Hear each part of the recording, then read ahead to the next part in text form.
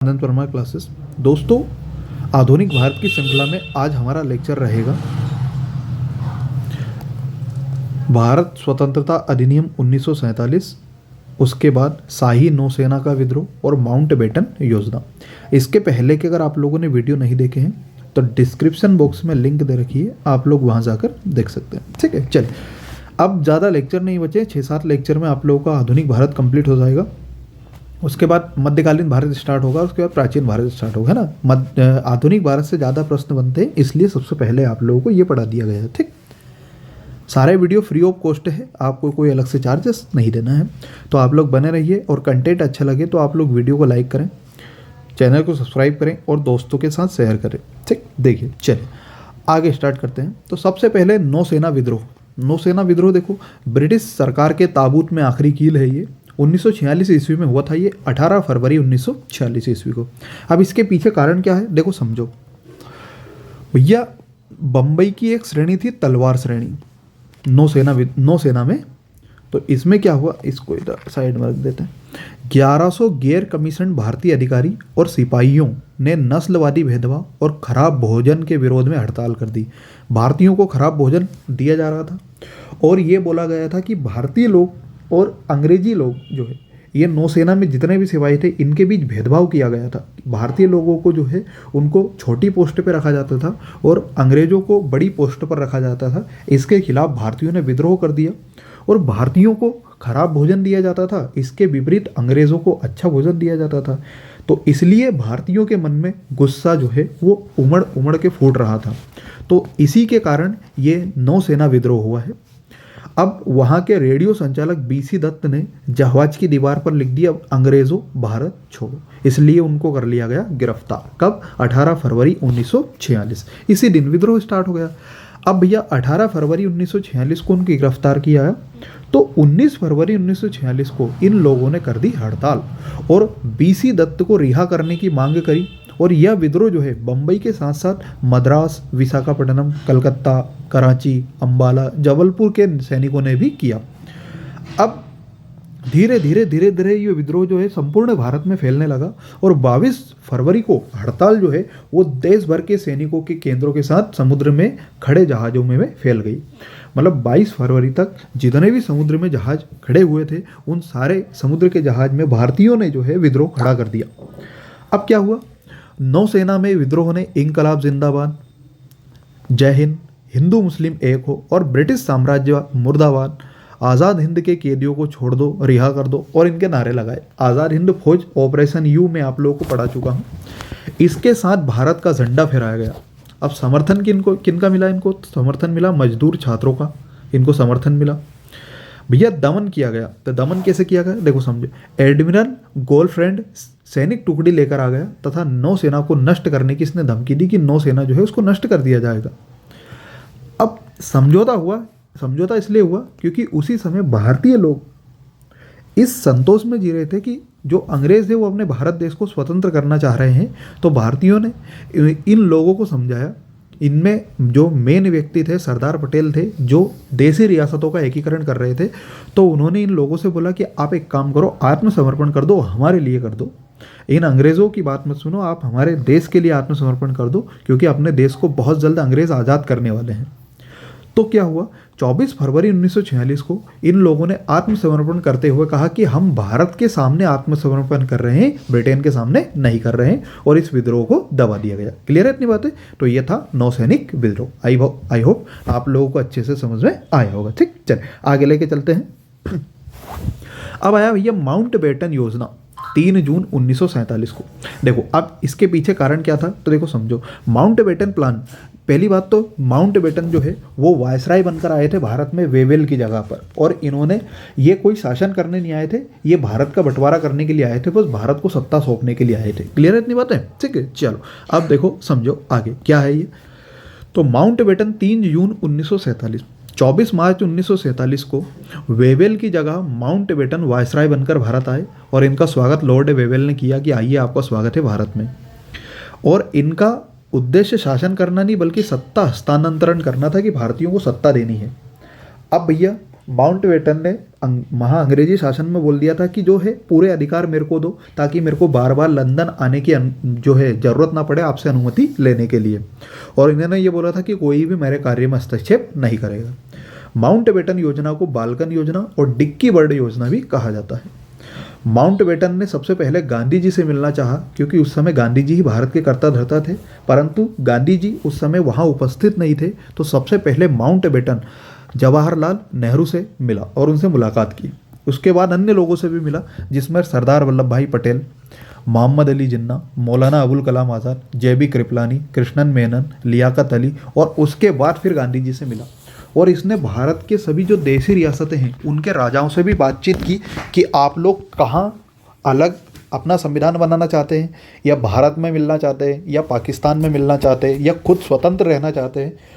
ये इस माउंटबेटन ने सभी लोगों से बात की। बस यही गलती हो गई थी कि ये जब देशी रियासतों से के राजाओं से मिले तो देशी रियासतों के राजाओं ने बोला कि हम लोग स्वतंत्र होना चाहते हैं, हम किसी के अंडर में रहना नहीं चाहते। ठीक, चल आगे बात करते हैं। अब माउंटबेटन योजना का निष्कर्ष क्या क्या निकला इसको समझो।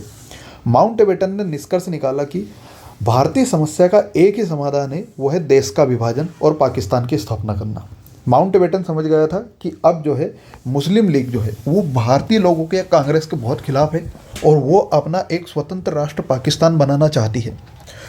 गांधी जी ने मुलाकात के दौरान सुझाव दिया कि अंतरिम सरकार पूर्ण रूप से जिन्ना के हाथ में दी जाए। गांधी जी ने बोला कि जब मोहम्मद अली जिन्ना अगर इतना विरोध कर रहे हैं तो आप भारत और पाकिस्तान दो देश मत बनाओ, एक काम करो, सारी जो सत्ता है वो जिन्ना के हाथ में दे दो, जिन्ना चला लेंगे, कोई दिक्कत नहीं, ठीक है, जिससे सांप्रदायिक दंगे रुक। परंतु सरदार वल्लभ भाई पटेल और नेहरू ने इनका विरोध किया है। इन दोनों ने कहा कि अगर मोहम्मद अली जिन्ना को अगर दे दी जाएगी तो ये अपने हिसाब से कानून चलाएंगे और उसमें सारे मुस्लिम लोग रहेंगे उस मंत्रिमंडल में और ये पाकिस्तान जैसा माहौल बना लेंगे। फिर माउंटबेटन ने सबसे पहले सरदार वल्लभ भाई पटेल को बंटवारे के पक्ष में किया, फिर जवाहरलाल नेहरू को पक्ष में किया, फिर मौलाना अबुल कलाम आज़ाद बंटवारे के खिलाफ थे। गांधी जी ने कहा कि अगर कांग्रेस बंटवारा मंजूर करेगी तो उसे मेरी लाश के ऊपर से गुजरना पड़ेगा। गांधी जी पाकिस्तान की मांग में एक जरा भी नहीं थे। वो बोले थे कि पाकिस्तान जरा बनना ही नहीं चाहिए, भले ही सारी जो शक्ति है वो मोहम्मद अली जिन्ना को दे दो। जब तक मैं जिंदा हूँ भारत के बंटवारे के लिए कभी राजी नहीं होऊंगा, ये गांधी जी ने बोला था। ठीक है, चल आगे समझते हैं। और अगर मेरा बस चला तो कांग्रेस को भी इसे मंजूर करने की इजाज़त नहीं दूंगा। गांधी जी को विवश होकर भारत विभाजन को स्वीकार करना पड़ा, क्योंकि उस समय मान के चलिए कि माहौल ही ऐसा बन गया था। मुस्लिम लोग, लीग के जो लोग हैं, मोहम्मद अली जिन्ना, ये लोग जिद पे अड़े थे कि हमें पाकिस्तान चाहिए। तो इस कारण गांधी जी मतलब असमंजस्य में पड़ गए और उनने पाकिस्तान की मांग को स्वीकार उनको मजबूरी में करना पड़ा। ठीक है, उसके बाद कांग्रेस और लीग से बात करने के बाद माउंटबेटन लंदन चले गए और भारत विभाजन की बात रखी। वहाँ जाकर इंग्लैंड में बोला कि भारत विभाजन करना ही पड़ेगा, इसके अलावा कोई ऑप्शन नहीं है। ब्रिटिश सरकार की अनुमति पाकर 3 जून 1947 को भारत विभाजन की योजना के अनुसार, अब भैया माउंटबेटन योजना लागू कब हुई? 3 जून 1947 को हुई। इसमें क्या क्या प्रावधान थे देखो समझो। पहला तो वही, भारत और पाकिस्तान जो है वो 2 देश बनाए जाएंगे। संविधान सभा द्वारा पारित संविधान भारत के उन भागों में लागू नहीं किया जाएगा जो इस मामले के लिए तैयार नहीं हो। मतलब ऐसे लोग जैसे देसी रियासत ने बोला कि हम जो है ना तो पाकिस्तान में मिलना चाहते हैं और ना ही भारत में मिलना चाहते हैं, तो ये जो है ये नियम जो है वहाँ लागू नहीं किया जाएगा। बंगाल और पंजाब में हिंदू तथा मुस्लिम बहुसंख्यक जिलों के प्रांतीय विधानसभा के सदस्यों की अलग अलग बैठकें बुलाई जाए और प्रतिनिधि तय करेंगे कि वे हिंदुस्तान या पाकिस्तान में कहाँ शामिल होंगे। क्लियर है? कहाँ? बंगाल और पंजाब में। ठीक, हिंदू और मुस्लिम बहुसंख्यक जिलों के प्रांतीय विधानसभा के सदस्यों की अलग अलग बैठकें बुलाई गई और वहाँ के प्रतिनिधियों से बोला गया कि आप बताइए आपके जो प्रजा है उसको हिंदुस्तान में रहना या पाकिस्तान में रहना। ठीक, अंततः बंगाल एवं पंजाब को 2 भागों में बांटा गया। पश्चिमी बंगाल भारत में, पूर्वी बंगाल पाकिस्तान में। पश्चिमी पंजाब पाकिस्तान में और पूर्वी पंजाब भारत में। क्लियर है इतनी बातें? ठीक, आई बात समझ में? तो पश्चिमी बंगाल भारत में था, परंतु पश्चिमी पंजाब पाकिस्तान में। माफी दे, पश्चिमी बंगाल भारत में था परंतु पश्चिमी पंजाब पाकिस्तान में था, और पूर्वी बंगाल पाकिस्तान में था, पूर्वी पंजाब भारत में था। क्लियर है इतनी बात है? ठीक है, चलिए। सिंध ने पाकिस्तान में जाना चाहा कि हम पाकिस्तान में जाएंगे। असम के सिलहट को कहा गया कि भारत या पाकिस्तान जिसमें शामिल होना हो वहाँ हो जाए, अंततः पाकिस्तान में वो भी शामिल हो गया भैया। बलूचिस्तान को पाकिस्तान में मिलाया गया, है ना। ये बलूचिस्तान है, सिंध प्रांत है, पंजाब प्रांत है, ये सब पाकिस्तान के ही हैं। समस्त ब्रिटिश प्रांतों को या तो भारत या पाकिस्तान में शामिल होना था। ठीक, क्लियर इतनी बात है। ब्रिटिश प्रांत कितने थे? 11। ठीक, आगे।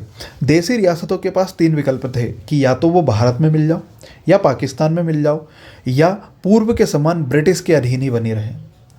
3 जून से 15 जून 1947 तक कांग्रेस की मीटिंग चली, जिसमें विभाजन का प्रस्ताव गोविंद वल्लभ पंत ने पेश किया और अध्यक्षता की जेबी कृपलानी ने। इनका समर्थन अबुल कलाम आज़ाद, सरदार पटेल, जवाहरलाल नेहरू और गांधी जी ने किया। इस प्रस्ताव का विरोध चौइथराय मिटवानी, डॉक्टर किचलू, पुरुषोत्तम दाम टंडन और मौलाना हबीबुर रहमान ने किया। क्लियर है इतनी बात है? ठीक, चले आगे बात करते हैं। नोट, खान अब्दुल गफ्फार खान ने माउंटबेटन योजना को स्वीकार नहीं किया तथा पश्चिमोत्तर प्रांत में से पख्तूनिस्तान नामक पृथक राष्ट्र की मांग हेतु यहाँ जनमत संग्रह कराने को कहा, किंतु माउंटबेटन ने इसे स्वीकार नहीं किया। माउंटबेटन के सभी प्रांत को भारत या पाकिस्तान में मिलाने पर स्वतंत्रता दिए जाने पर जवाहरलाल नेहरू ने आपत्ति जताई कि इस तरह तो पूरा भारत टूट जाएगा, परंतु अस्वीकृत कर दिया गया और इसे ही बाल्कन योजना कहा। मतलब माउंटबेटन ने ये बोला था कि जो है सभी प्रांत जो है उनको या तो भारत में मिला लो या पाकिस्तान में मिला लो, वो अपनी स्वतंत्रता है। तो जवाहरलाल नेहरू ने बोला कि इस तरह से तो पूरा भारत टूट जाएगा। क्यों? क्योंकि भारत में अगर बीच में अगर कोई व्यक्ति बोलेगा कि मुझे, जैसे भारत में मध्य प्रदेश और मध्य प्रदेश के लोग ने बोला कि हमें तो पाकिस्तान में मिलना है, तो वहाँ पे मध्य प्रदेश अगर भारत के बीच में आ रहा है और पाकिस्तान अलग है तो वो रास्ता कैसे देंगे? ऐसे ही भोपाल के नवाब जो है उन्होंने भी नाटक किया था कि हमें जो है पाकिस्तान में मिलना है, पर अगर भोपाल को अगर पाकिस्तान में मिलाया जाएगा तो रास्ता कहाँ से दिया जाएगा? ठीक है, ये दिक्कत आ रही थी और इसी कारण इसको बाल्कन योजना कहा गया। क्लियर इतनी बात है? अब भारतीय स्वतंत्रता अधिनियम 1947, देखो इसको और समझ लेते हैं क्या था ये, इसको समझो, देखो विस्तार से समझते हैं। अधिनियम को मंजूरी, तो भारतीय स्वतंत्रता अधिनियम 18 जुलाई 1947। अब इस अधिनियम को मंजूरी कैसे मिली? तो माउंटबेटन योजना के आधार पर 4 जुलाई 1947 को ब्रिटिश ऑफ कॉमन्स में विधेयक प्रस्तुत किया गया। 15 जुलाई 1947 को हाउस ऑफ कॉमन्स में ये पास हुआ। 16 जुलाई 1947 को हाउस ऑफ लॉर्ड ने पास किया और 18 जुलाई को सम्राट के हस्ताक्षर होकर भारत का स्वतंत्रता अधिनियम 1947 है, 1947 बन गया, जिसके अनुसार 15 अगस्त 1947 को हिंदुस्तान को आज़ाद करके 2 डोमिनियन भारत और पाकिस्तान में बांट दिया, जिसमें भारत के गवर्नर जनरल माउंटबेटन तथा पाकिस्तान के गवर्नर जनरल जो है वो थे मोहम्मद अली जिन्ना। यही था भारत का स्वतंत्रता अधिनियम कि भारत को 2 भागों में बांट दो और 15 अगस्त 1947 को देश आज़ाद कर दो। क्लियर है इतनी बात है? ये बात इसमें कही गई थी भारत के स्वतंत्रता अधिनियम में। क्लियर इतनी बात है? और इसमें मंजूरी कब दी गई थी? तो 18 जुलाई 1947 को। क्लियर है इतनी बात है? ठीक, चलिए। अलग अलग संविधान सभा होगी, संविधान सभा ही मंत्रिमंडल होगी और शासन, भारत शासन अधिनियम 1935 के तहत शासन चलेगा। ब्रिटेन की संसद का नियंत्रण समाप्त किया जाएगा, भारत से सम्राट का पद समाप्त किया जाएगा तथा ब्रिटेन में भारत मंत्री का पद भी समाप्त कर दिया जाएगा जो भारत सचिव है। ठीक है।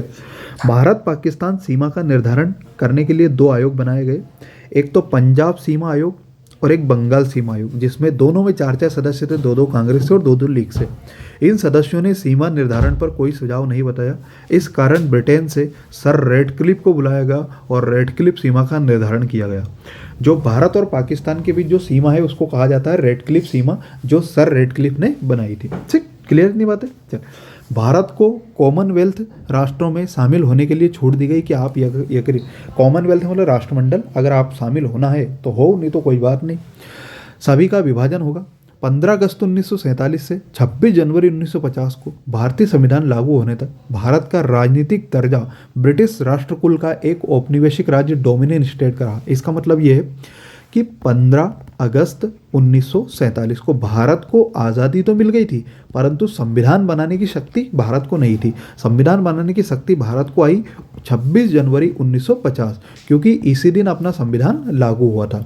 तो 15 अगस्त 1947 से 26 जनवरी 1950 तक संविधान चला ब्रिटेन से, पर 26 जनवरी 1950 को भारतीय मतलब 26 नवंबर 1949 को संविधान बनकर स्टार्ट हो गया था और लागू हुआ था 26 जनवरी 1950 को। तो इस दिन से जो है भारत का एक अलग ही संविधान बन गया और भारत बन गया गणतंत्र। क्लियर है इतनी बातें? आई होप आप लोगों को अच्छे से बातें समझ में आई होगी। अगर वीडियो अच्छा लगे तो आप लोग लाइक कीजिए, चैनल को हमारे सब्सक्राइब कीजिए और अपने दोस्तों को शेयर करना ना भूलें। अगर मेहनत अच्छी लगे और कंटेंट अच्छा लगे तो आप लोग जो है, इतना बनता है फ़र्ज आप लोगों का कि हमारे चैनल को सब्सक्राइब करें और दोस्तों के साथ शेयर करें। मिलते हैं अगले वीडियो में, तब तक के लिए जय हिंद, जय भारत।